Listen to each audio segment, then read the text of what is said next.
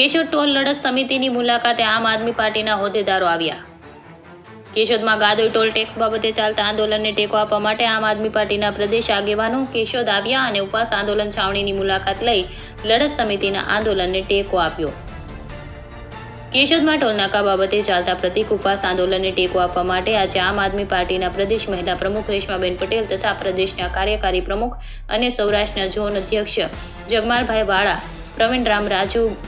બોરખતિયા, બ્રિજરાજ સોલંકી સહિતના મહાનુભાવોએ છાવણીની મુલાકાત લઈને તેઓએ આ ટોલનાકા બાબતે ચાલતા વ્યાપારી સંગઠનોના આંદોલનને સંપૂર્ણ ટેકો આપ્યો હતો અને કેશોદ લોકો પાસેથી ખોટી રીતે પૈસા ટોલનાકાવાળા ઉઘરાવી રહ્યા છે, ત્યારે આ બાબતે અમે તમારી સાથે છીએ અને જ્યાં જરૂર પડશે ત્યાં અમે આંદોલન કરનાર લડત સમિતિને ટેકો આપીશું, તેમ આ તકે આમ આદમી પાર્ટીના આગેવાન લોકોએ મીડિયા સાથે વાતચીત કરતા જણાવ્યું હતું। કેમેરામેન રાવલ્ય મધુ સાથે રિપોર્ટર જગદીશ યાદવ, જૂનાગઢ। આજરોજ કેશોદ ખાતે ગાદોઈ ટોલ નાકાની બાબતની અંદર જે ઘણા સમયથી વિરોધ ચાલી રહ્યો છે અને ગાદોઈ ટોલ નાકાની અંદર જે ઉઘાડી લૂંટ આ સરકાર દ્વારા કરવામાં આવી રહી છે,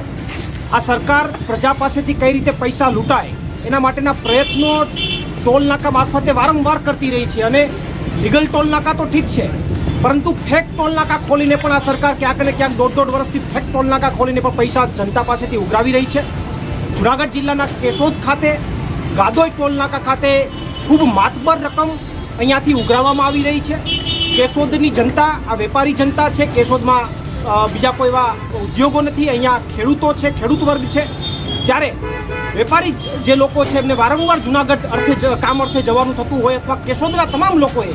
જ્યારે જૂનાગઢ કામ અર્થે જવાનું થતું હોય ત્યારે વારંવાર આ ટોલ ભરી અને કેશોદની જનતા પીડાઈ રહી છે। ત્યારે કેશોદ ટોલનાકા સમિતિ,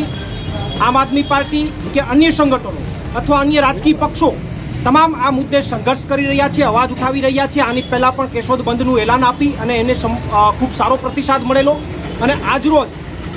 અમે અહીંયા આમ આદમી પાર્ટીના તમામ પ્રતિનિધિઓ, અમારા કાર્યકારી અધ્યક્ષ જગમાલભાઈ વાળા, અમારા મહિલા વિંગના અધ્યક્ષ રેશમાબેન, અમારા યુથ વિંગના અધ્યક્ષ બ્રિજરાજભાઈ સોલંકી સાથે અને તમામ અમારા પદાધિકારીઓ સાથે આજે અમે સમર્થન આપવા આવ્યા છે। હરસુરભાઈ અને અમારા આમ આદમી પાર્ટીના ભાઈ મહેશભાઈ આ બંને ખૂબ આ લડતને આગામી ધરણાના સ્વરૂપે લઈ જઈ રહ્યા છે, ત્યારે અમારો સંપૂર્ણ આમ આદમી પાર્ટી વતી ટેકો છે અને આ બાબતની અંદર જે કોઈ પણ લડાઈ લડવી પડે એ માટેની અમારી આમ આદમી પાર્ટીની સંપૂર્ણ તૈયારી છે। પ્રવીણ રામ, ફ્રન્ટલ પ્રદેશ પ્રમુખ, આમ આદમી પાર્ટી।